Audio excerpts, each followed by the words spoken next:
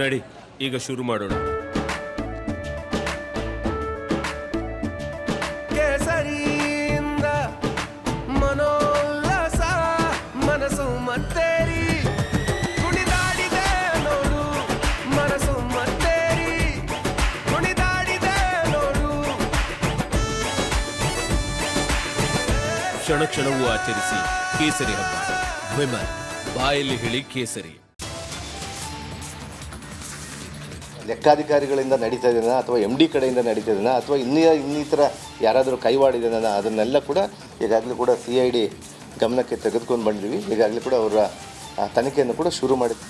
ಶಿವಮೊಗ್ಗದ ವಾಲ್ಮೀಕಿ ನಿಗಮದಲ್ಲಿ ಅವ್ಯವಹಾರ, CID ತನಿಖೆಗೆ ವಹಿಸಿದ ಸಚಿವ ನಾಗೇಂದ್ರ. ಇದು ರಿಪಬ್ಲಿಕ್ ಕನ್ನಡದ ಸೂಪರ್ ಇಂಪ್ಯಾಕ್ಟ್.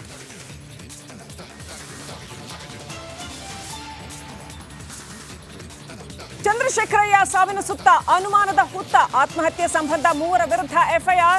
CID ವರದಿ ಆಧರಿಸಿ ಕ್ರಮ. ಸಚಿವ ನಾಗೇಂದ್ರ ಭರವಸೆ.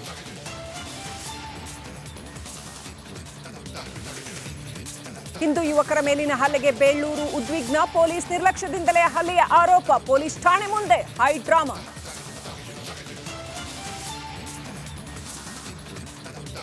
ಸಂತ್ರಸ್ತ ಕಿಡ್ನಾಪ್ ಕೇಸ್ನಲ್ಲಿ ಭವಾನಿಗೂ ಸಂಕಷ್ಟ. ಜನಪ್ರತಿನಿಧಿಗಳ ಕೋರ್ಟ್ನಲ್ಲಿ ಜಾಮೀನು ಅರ್ಜಿ ವಿಚಾರಣೆ ಮಧ್ಯಾಹ್ನ ಹೊರ ಬೀಳಲಿದೆ. ಬೇಲ್ ಭವಿಷ್ಯ.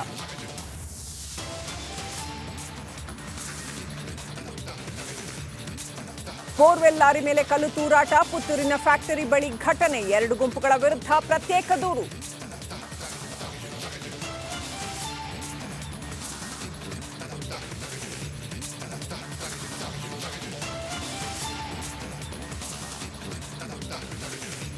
ಬಹಳ ಪ್ರಮುಖವಾಗಿ ನವೀನ್ ಗೌಡ, ಚೇತನ್ ಹಾಗೆ ಸುಂದರ್ ಎನ್ನುವಂತಹ ವ್ಯಕ್ತಿಗಳನ್ನ SIT ಅಧಿಕಾರಿಗಳು ವಶಕ್ಕೆ ಪಡೆದಿದ್ದಾರೆ. ಅದು ಕೂಡ ಹಾಸನದಲ್ಲಿ ಕೋರ್ಟ್ ಆವರಣದಲ್ಲಿ ವಶಕ್ಕೆ ಪಡೆದಿರುವಂಥದ್ದು. ಇವರು ಕೋರ್ಟ್ಗೆ ಬಂದಿದ್ರು, ನಿರೀಕ್ಷಣಾ ಜಾಮೀನಿಗೆ ಅರ್ಜಿಯನ್ನ ಸಲ್ಲಿಸಿದ್ರು. ಈ 3 ವ್ಯಕ್ತಿಗಳು, ಚೇತನ್, ನವೀನ್ ಗೌಡ ಹಾಗೆ ಶ್ಯಾಮ್ ಸುಂದರ್ ಎನ್ನುವಂಥ 3 ವ್ಯಕ್ತಿಗಳು ಕೋರ್ಟ್ಗೆ ನಿರೀಕ್ಷಣಾ ಜಾಮೀನು ಅರ್ಜಿಯನ್ನು ಸಲ್ಲಿಸಿದ್ರು. ಇವತ್ತು ವಿಚಾರಣೆಗೆ ಬಂದಿದ್ರು.